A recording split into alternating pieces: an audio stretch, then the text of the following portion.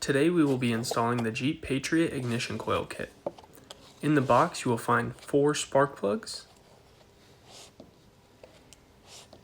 and 4 ignition coils.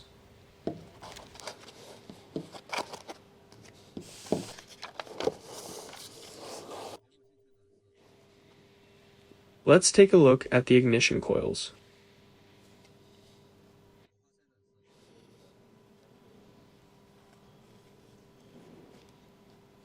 In the fitting note of the installation, the required tools are a large electric impact, a 3/8 torque wrench, a small flathead screwdriver, a 3/8 ratchet, an extension, a 1/2 inch to 3/8 adapter if necessary, a 16mm spark plug socket, and a T30 Torx bit. Open your hood and secure it in place with the support rod.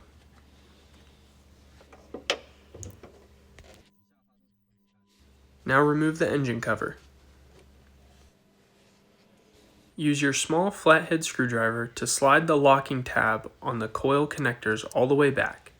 Once you do so, you can remove the connector. Do this for all 4 coils.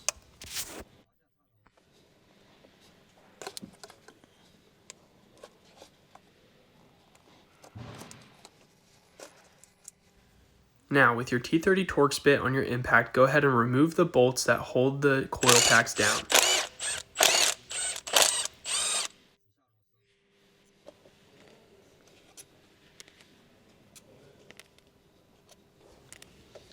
Now you can remove the coil packs.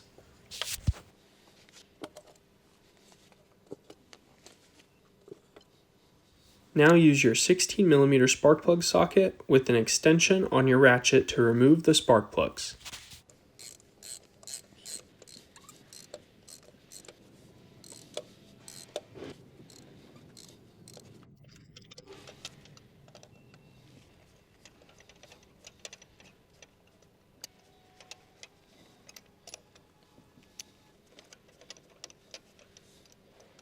Here are the new coils and spark plugs next to the old ones. As you can see, the old ones have a lot of discoloration and wear on them, and the new ones are fresh and ready to go in the vehicle.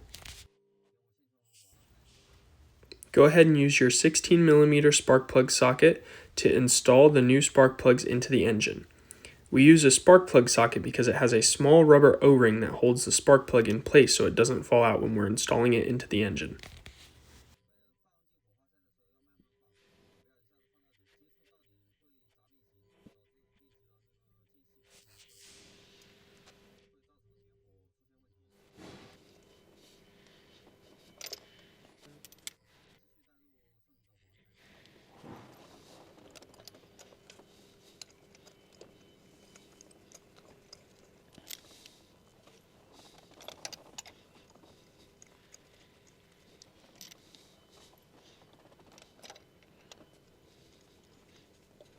Once they're all hand tight, you can use your 16mm spark plug socket on your torque wrench to tighten each spark plug down to 30 Nm or 22 foot-pounds.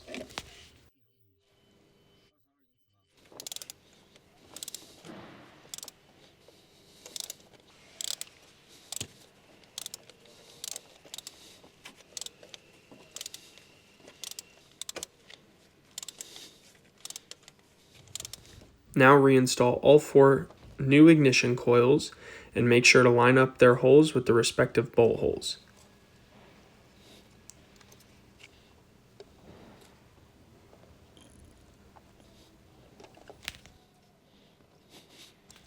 Now using your T30 Torx bit, go ahead and reinstall the bolts that hold down the ignition coils. Then torque each ignition coil bolt to 10 Nm or 7 foot-pounds.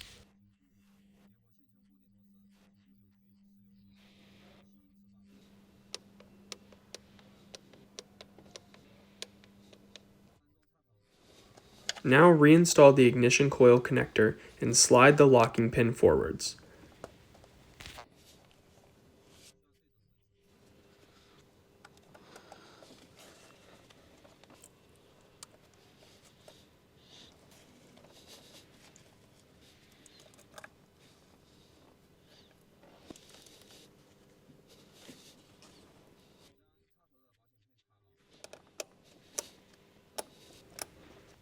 Now give the engine a start to make sure everything is working properly.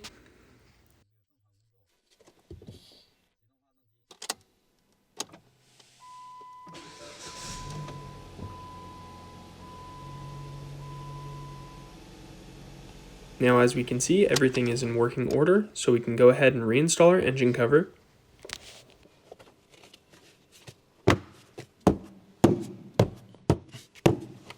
Release the hood support rod and put it back in its spot. And close the hood. You're done.